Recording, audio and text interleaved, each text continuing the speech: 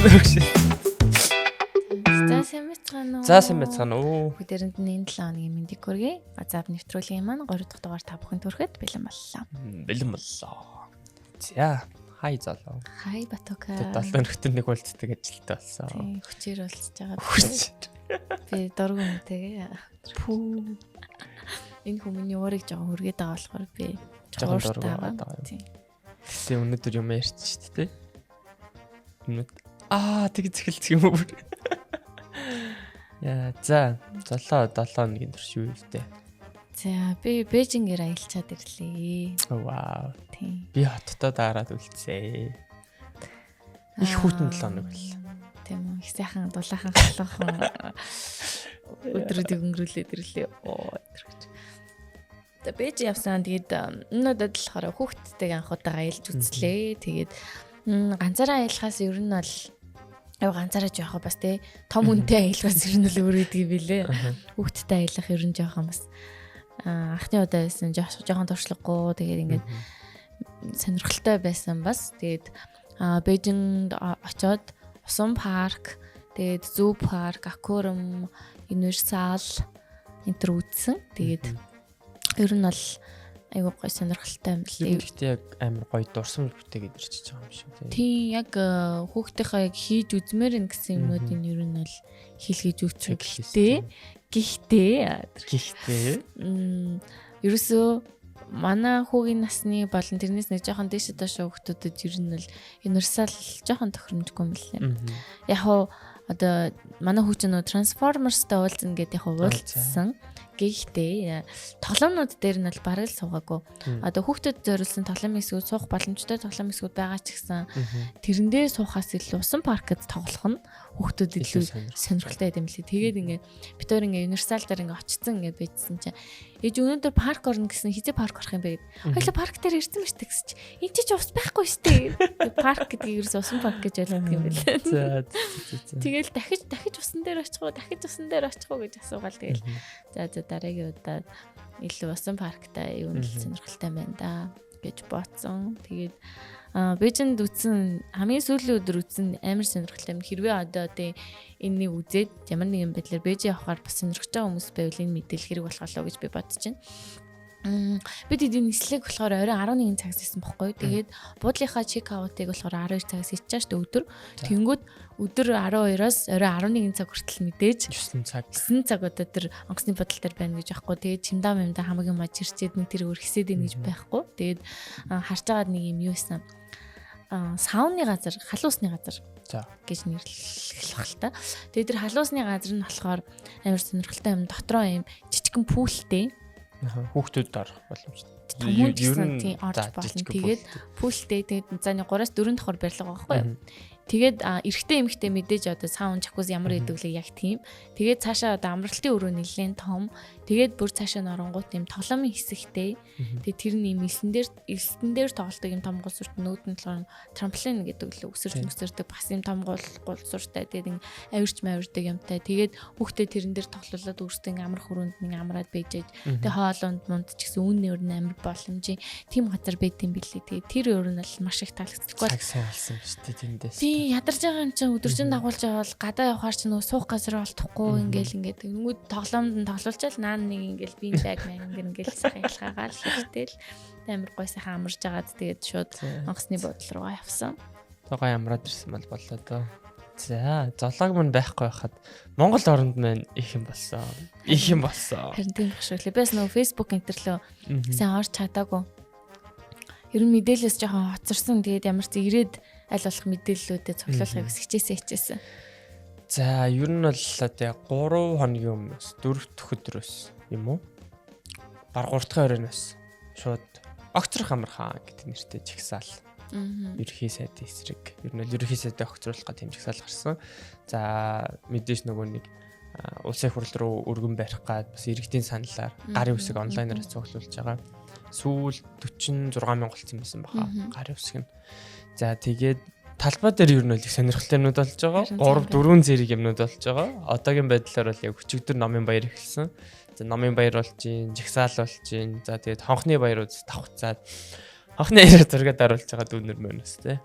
тэр жигсаалд оролцож байгаа хүмүүсээс тусдаа зураг даруулах гэж бас их хичээж байгаа. Гэхдээ энэ удаагийн бас жигсаалын онцлог гэх юм илүү дэвшилттэй надад санагдсан. За. Өмнө нь бол одоо ингээл бужигнаал те одоо мэдээ самрах гэж байгаа хүмүүс маш их орж ирдэг те. Тэр самраанд их өртчөөд байдаг байсан бол энэ удаа маш тайван, жигнэс яг тайван жигсаалаар. За тэгээд цагийн хуваартай бүр тийм скежул гаргацсан. Тэдэн цагаас тэдэн цагийн орон тийм болно. Им open mic-тэй энэ дэр ингэн, энэ дэр ийм хүн гарч ирж үг хэлнэ ингэн тэгэнтэй ярилцсан гэдэг ийм чөлөөт энэ дэртэй бас. Нилийн чөлөөтэй тайван яг жинхэнэ яг жигсаалын журмаар маш гоё явж байгаа. За тэгээд энэ бүхэн маань хаанаас ихснээ та бүхэн мэдэх баха. Тэ. Нэгэн алдартай брендийн цүнхнээс эхэлсэн байгаа. Ер нь тэр цүнхнээс л бүх юм болсон. Тэгээд яг тэр чинь бас цүнх биш үсттэй. Данган цас цүнх. Цүнх биш, машин, тэгээд diamond ring тэр ер нь Instagram-ийн stories зас эхэлсэн гэж хэлэх юм байна. Ер нь бол Instagram-ийн story л юм байна дээ. Тий. Тэр тэгтээ жоохон муухай байгаа даах тий. Close story-нууд харагдчихсан шүү дээ. Close нь байсан нэг хүн screenshot тэгээд авцсан. Тий. Тэгээд яг энийг янз янзаар тайлбарлаж илээ. Тэр охины буруу бол ерөөсөө байхгүй. Угаасаа нөгөө нэг 20 настай гэдэг ч юм уу 21-тэй 22-тэй хэрнээ тийм их хэмжээний мөнгийг яаж олсон бэ гэдэг зүгээр хөрөнгө оруулахын мэдүүлгийг л ер нь л хэрэгж шаардаад байгаа. Ерөнхий сайдаас ч гэсэн аль талаас нь тэр охины буруу бол яахгүй мэдээж авсан юмнуудаа тий өөрөө сошиал дээр зураг тавина уу байна. Тэр бол тийм авсан юм одоо сошиал дээр тавьж болохгүй гэсэн асуудал бол ерөөсөө байхгүй мэдээж. За бэлэг бол нэг тэмүүлэн билүү тэлмэн билүү. Тийм тэмүүлэн гэдэг залуугаас бол бэлэг авсан байлээ тий. Одоо найз залуугаас хүн бэлэг авч болоо. Тийм баг нөхөр нь. Тэгтээ тэр найз залуу нөгөө бас 20-21-тэй. Тэгээд ямар нэгэн байдлаар яг юу хийсэн болоод энэ хэмжээний мөнгө гараад байгаа юм бэ гэдэг те. Хэрвээ тэр хүн өөрөө ямар нэгэн байдлаар орлогын их усүр байхгүй тохиолдолд мэдээж аав ээж одоо те өөрийнхөө дасрын хамгаалагчаас тодорхой хэмжээний санхүүгийн хамааралтай болж тарна шүү дээ. Өөрийн гэсэн хөрөнгө одоо орлого байхгүй тохиолдолд тэнгууд тэрийг яг яагаад вэ те. Одоо за би жишээ нь за оюутан байхдаа ч юм уу аав ээжээсээ нэг хаяа тэгээд тэдэнд төгрөг өгөөч юм ингэмэрэн тэгмэрэн гэдэг юм байлаа гэж ботход гэхдээ би одоо жишээ нь аав ээжийнхаа дансанд зөвшөөрөлгүйгээр их хэмжээний мөнгө бол хийжиж үрэх хэрэггүй. Өөрсдөөс нь асуугааж аваад одоо дараа нь буцааж өгөх майдлаар ер нь бол явдаг байсан байхгүй. Тэгэхээр тэр их хэмжээний мөнгө зөвшөөрөлгүйгээр 20 нас дэх хүүхэд зарцуулах хэмжээний байна гэдэг нь өөрөө маш том асуудалтай санагдсан. Ер нь маш олон юмнуудыг л бас сөхөж гарч ирж илээ л дээ. Данган зас ерхий сайдын хүүхэд түүний найз охин гэлтгүүгээр бас хүмүүсийн тий охтуудын сториг бас монголчууд амар угаасаа стокер шүү дээ тий. Маш сайн стоктож авсан. Яг үүний ачаар бас хүмүүс брэндүүдийн одоо эд зүйлсийн үнийг бас маш сайн мэдэж авлаа тий. Тэгээд би яг хүмүүс сонирхолтой санагдах болоо гэдэг нөө Miu Miu гэдэг брендийн талаар нэг жоохон мэдээлэл бэлдсэн. За энэ яг яадаг брэнд юм бэ те? Одоо яг тийм үнэтэй брэнд юм уу? За Miu Miu нь болохоор Италийн тансаг зэрэглэлийн одоо загварын брэнд. Энэ нь болохоор Prada Group-ийн нэг хэсэг гэж явдаг. Тэгээд илүү өрмөц, өөрийн гэсэн зоримог тэгээд ийм минимал хэрнээ загварлаг тэгээд дээр үеийн одоо стилийг баг зэргийн одоо үед ингээд яатсан хувиргацсан тийм стилийг тэгээд илүү жинзи үеийнхэнд зориулсан загвар гэдэг юм лээ. Тэгээд давуу тал нь гэх юм бол бас нөгөө нэг recycled дахин боловсруулсан материалаар хоёр нь хувцсаж загвар бүтээдэг гэдгээрээ бас байгаль дээлтэй гэж явд юм байлээ. Тэгээд ер нь бол Итали брэнд юм байлээ шүү. Манайхан тэгээд угаасаа тансаг зэрэглэлийн брэнд гэж явд юм байлээ. Тэгээд Prada ч өөр юу илээ. Тэгээд Prada-гийн гарч ирсэн гэхээр тийм брэнд юм байлээ. Тэгээд тэр Miu Miu-гийн бас нэг тийм ногоон шилтэй ихч манаас нэлийн сенсацийг тарих шиг боллоо. Тэр их чинь тэгтээ угаасаа энэ тэмдэл янз янзын болохоор гарч ирдэг их чинь билээ шүү дээ. Тэгээ бараг таньсан шүү дээ. Өө миний их явж ин да. За улс төрөөр нэг тэр их чинь гэдэг шиг. Улс төр нэг юмрх байсан те. Өөр сэн сах юм болоог юм уу?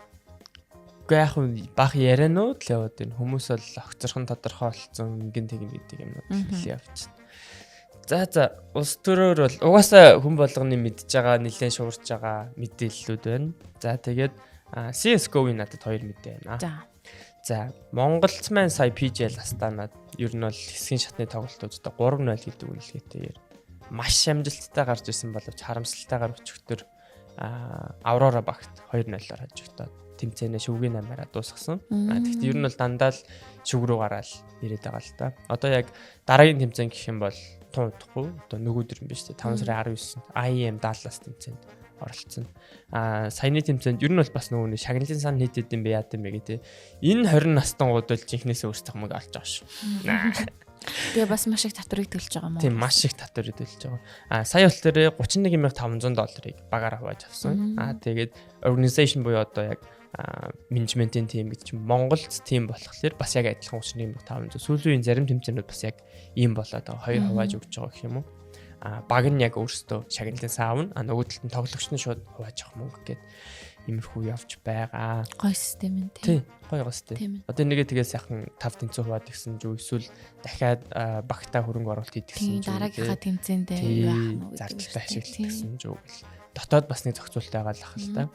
Тэгээд бас яг энэ одоо нэгэн тал нөгөө нэг их өндөр дүнтэй юмнууд ярьсан хүрээнд сая энэ PGL Астана гэдэг тэмцээний үеэр тэр Синзүү байлуу. Тийм Синзүү яг тийм акатай байсан. 2 тэрбум төгрөгийн үнэлгээтэй стикертэй акатай байсан шүү. Тэ. Яа. Нэг та нарын юу зүг юу бэ? Тий, юу юм те. Тэр 20-той залуу бас өөрөө чадчих байгаа байхгүй. Гэтэ тэр бол яг өөрийнх нь биш л те. Яг тоглолтууд ингэ зээлдэг. Тийм хүмүүс байдаг өөрсдийнхөө скинийг харуулах гэж гэдэг чинь. За тэгээд өчигдөр бас ер нь бол энийг би баг нэлээд амар том хар мэдээ болов гэж бодож байна. Монголын Counter Strike-ийн хүрээнд бол. За Монголын Counter Strike Atox баг fraud хэрэгт шалгагдаад тэгээд 70 удаа match одоо fixing буюу өөрсдийнхөө эсрэг тавиад 70 удаа тийм юм хийсэн байна гэж гарч ирсэн. Тэгээ Atox багийн 3 тоглогч бүх насаараа тоглох хэрэгтэй асуусан байгаа.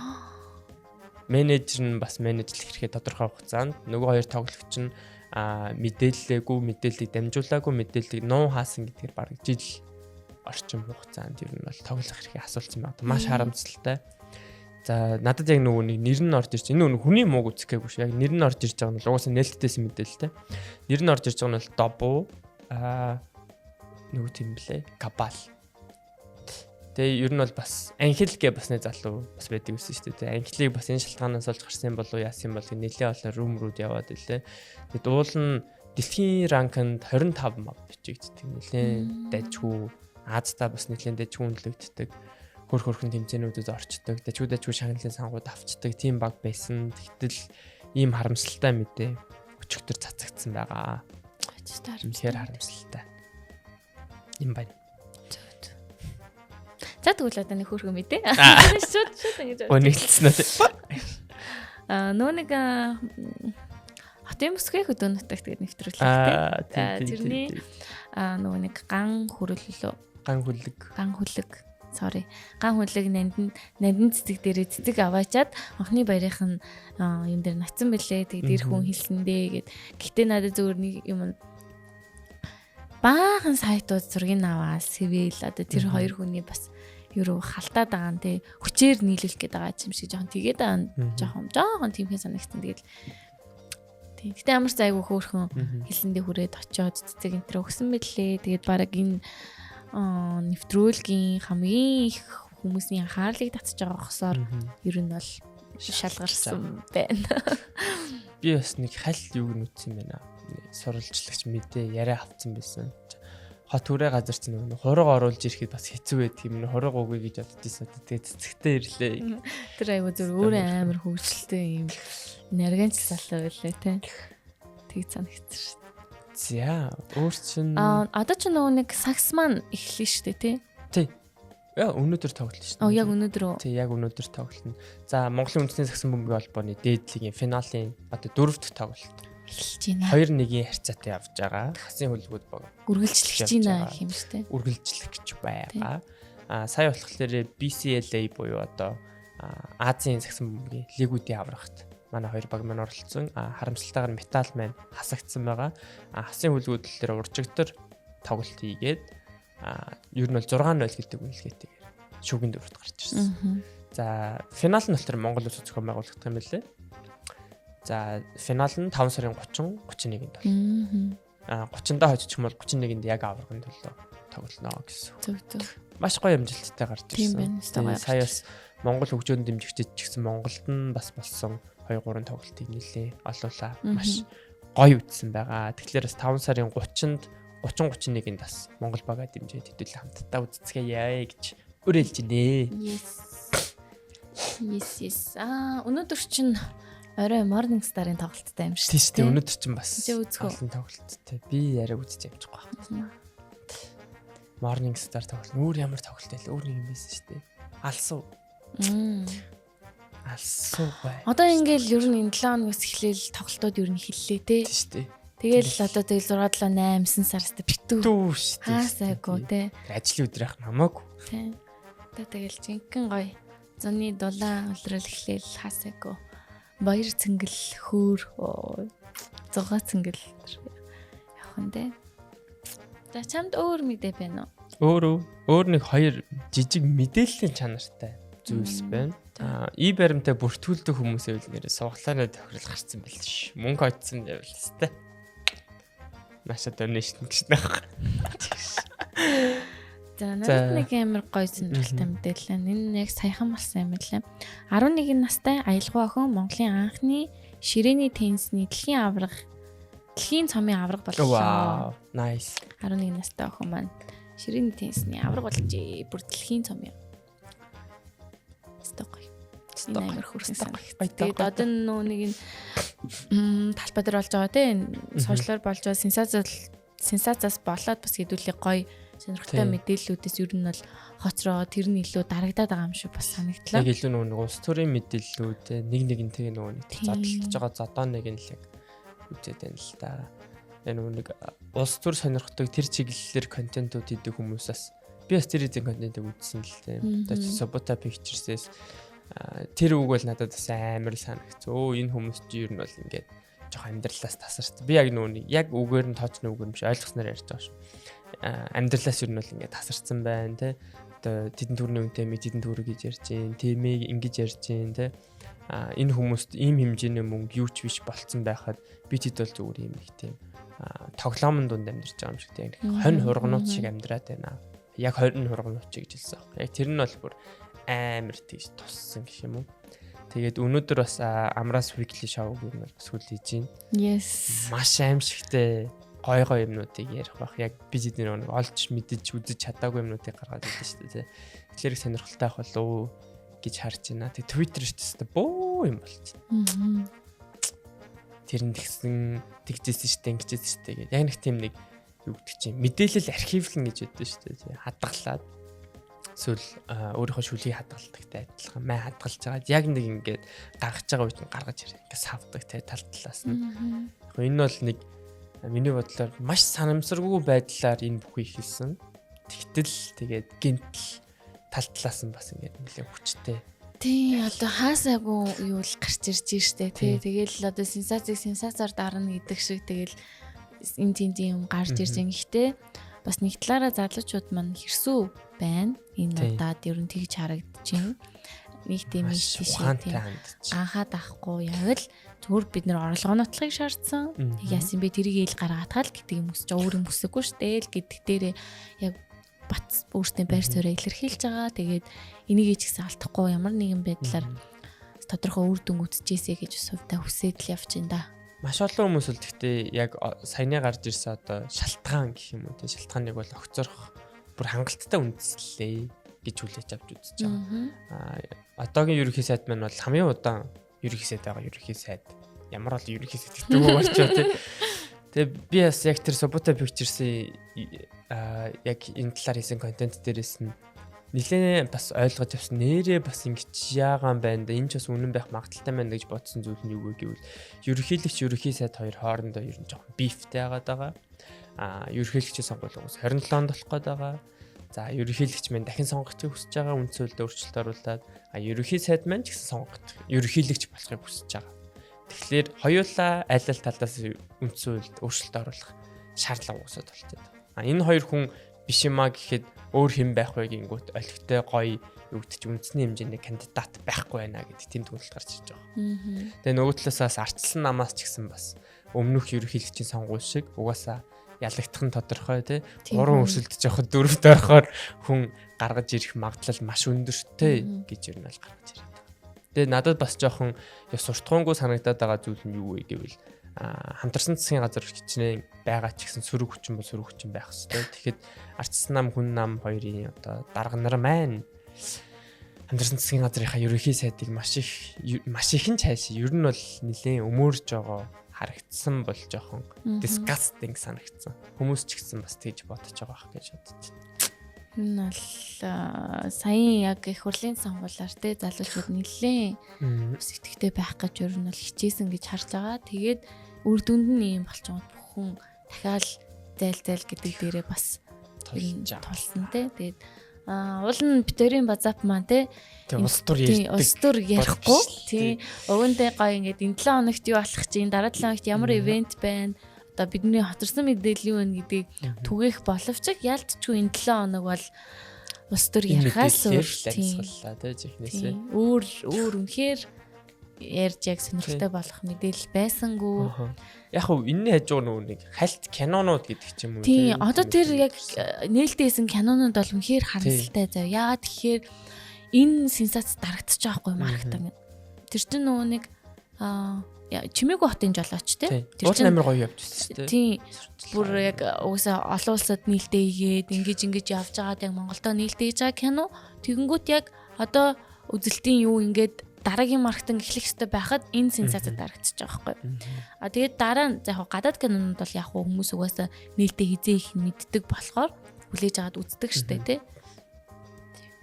Тэгээ бас энэ өөр бас 2 жил Монгол кино нээлттэй хийсэн байсан. Тэгэл энэ сенсац дарагдаал. Тэгээд кино театрт нөгөө нэг кино гаргаж юу ажиллаж үзсэн хүний хувьд бол хэлэхэд нээлтийн 3 хоногийн үзүр амар чухал гэдэг байхгүй юу? Эхний 3 хоногийн үзэл. Эхний 3 хоногийн үзэлт одоо тэр тухайн танхимынхаа тэдэн үед дүүргэж чадахгүй бол цаг олголтууд багасаад тэгээд шууд одоо цаг нь багасаараад театраас буулгачдаг байхгүй. Тийм болохоор бас Монголынхоо тэ кино урлагийг дэмжиж ялангуяа нээлтийн өдрүүдэд нь аль болох үзхийг хичээж байгаарэ. Энэ нь цаашдынхаа одоо кино уран бүтээлчид маань дараагийнхаа уран бүтээлийг хийхэд маш том төлөв болтын шүү. Тийм болохоор бас тэ кино урлагийг дэмжээрэй. Хичээж байгаа штэ. Юм кино хийнэ гэдэг чинь хэцүү юм байл шүү гэж хэцүү. За тиймэрхүү л гоё том кинонууд гэвэл тэгэл Final Destination Bloodline гарсан байгаа. Одоо тэрийг үзэндээ л гэж бод. Thunderbolts, New Avengers гэдэг гарсан байгаа. Thunderbolts ч бас нэлийн сайн яваад байгаа юм шиг байлээ. Яг Marvel Phase 5 дээр бол бас гайгүй гарч ирж байгаа. Phase 5 нь одоо хүмүүстэй Phase 6 болцсон уу? Хүмүүс миний мэдж байгаа санаж байгаагаар бол Phase 5 дээр л явж байгаа. Тэгтээ бас Marvel-ийн кинонууд үзээгүй утцсан биз дээ. Уул нь яг нөгөө нэг юм гоё залгамжтай те. Ингээл үзэл ингээд. Одоо нөгөө нэг RDJ ах юм тоглосон дүүм хурдан гарч ирээсэй л хэвчтэй үлээж юм да. Үнэ. Дараа жил илүү тэрний дараа жил. Тэгээ одоо нөгөө хүлээлгийн хугацаанаас ингээ хитрхи урт болоод байнгут сүултээ яла юу илээ гарчлаа яалаа. Мартад зарцсан. Гэтэ тэр нөгөө нэг тэгээд зарлцж байгаа нь бас нэг талаасаа гоё. Тодорхой хэмжээний хүлээлт угаасаа л дотор нь ингээ бүр ингээ суулгацсан. Нэг мэдхэд л нэрээ амар хурдан цаг хугацаа явцдаг кино нээлттэй. Дотор бодогдож байгаа мэдрэмж нь болохоор ингэ ч одоо нэлийн олон жилийн дараа байгаагүй лөө гэдэг бодол байсан юм. Тэгэл үтцсэн л явж идэв дөө тий. Одоо ингэ бодорч 2008 оноос хойш үтцсэн байгаа байхгүй юу? Марвелын цувралыг хамт өссөн бид нээс. Тий. За тэгээд надад үлдсэн хавдарсан сүүлийн мэдээлэл байна да гэдэг шиг. За сая чита 6 гаргаж ирсэн. Тэгээд ер нь бас нэлээд олон төрлийн шалтгаанаас болоод дараа жил хүртэл 1 жилээр хойшлсон байгаа. Энэ бол яг нөгөө чита тоглоомыг байнга тоглолтоо дуртай фэнүүдийн хувьд бол маш харамсалтай мэдээ. Тэг хүлээхээс угаас арга байхгүй. Танаас нэг зарлж байгаа болохоор Rockstar-аас чита 6 яагаад ингэж ийн вэ гэдэг тайлбар дээр ерөөхдөө одоо юу гэж чинь publicly ашиглаж байгаа нэг дундаж тий процессор гэдэг ч юм уу гейминг сетүүдийн компьютерийн хүчин чадал өрөхгүй байна гэд. Тэгээд ер нь бол бас хойшлуулж байгаа нэг шалтгаан байгаа. Тэгээд энэ тоглоом нь өөрөө бас 300 GB-ийг ер нь шаардахаар тоглоом байгаа юм бэнлээ. Өөртөө тэгэл чита бас тоглож исэн тийм амар хайртай дуртай биш ч гэсэн яасан ийсэн нөгөө танкны код мод оруулж мөрлөл. Хотмот зүтгэлтэй. Гэсэн чи дэнэл мэддэг байл та. Өнөөдөр чинь хоёлаа бичлэгээ болохоор 5 дугаар сарын 17-ны өдөр тий хагас өдөр бичим. Тэр 5 дахь өдөр бичнэ гэж тохирсон ч гэсэн би нөгөө нэг явж ирээд 40 шүн ирсэн болохоор ялч хасаанда дугаараа биччихээн. Тэгээд би нөгөө нэг Бээжин явсан бас нэг сайхан орхиж юу байсан. Хүнүү ээр 5 дугаар сарын 31 хүртэл хүүхдийн билет өнгө болсон байхгүй. Тэгэнгүүт хүүхдийн одоо том үний би жишээ нь саяны 131,000 төгрөгөөр хүүхд болон өөртөө Бээжин рүү шууд нислэгийн эрд буцах тикtik авсан. Тэгээд миний билет болохоор 800,000, хүүхдийн болохоор нөгөө нэг такс заавал төлөх ёстой төлбөрүүд нь 300 хэдэн мянга жилээ болж илээ. Тэгээд тикетний мөнгө юусэн байхгүй. Зүгээр такс. Тийм хэрвээ тикетний мөнгө авсан бол 600 хэдэн мянгаар авахсан баха. Тэгтээ би нөгөө урьдчил захиасан болохоор арай хямдхан судал авсан. Тэгээд энэ бага дээр нь бас аялахаар төлөвлөж байгаа хүмүүс одоо Бээжингээр аялахаар. Тийм Бээжингээр ингээд дамжаад бас ийч айгүйх явдаг штэ. Тэгээд энэ 5 дугаар сарын 31 хүртэл бас юм хямдралтай байгаа дээр нь яваад үзвэл бас ер нь бас яг нөгөө хятад дотроос хятадтай айлны газарлаг гэдэг ч юм уу тий эсвэл яг Бээжингээс гэдэг ч юм уу Хонконгоос гэдэг ч юм уу дэлхийн өөр орнууд руу явхад бас арай тикет хямдхан тусдаг. За нэг иймэрхүү тий. За тэгээд дараа 7 хоногт болох ивентүүд болохоор нэг амар сүртэй юу байхгүй бүр 30-31 хавцаал ивентүүд байсан. Тийм. Зуны 100 эдэр гэл. Дөхөд ирэхлээр нэг гоё дэлгэрэнгүй өдөр гидөө. Тэгэхээр ямар ч зинуудаагийнхаа дугаарыг түрээд өндөрлөе. Тэгээд дараа 7 хоногт уулзтлаа. Баяртай. Subscribe дараарай. Комент хийрээ, лайк дараарай, шеэр хийгээрэй. Баяртай.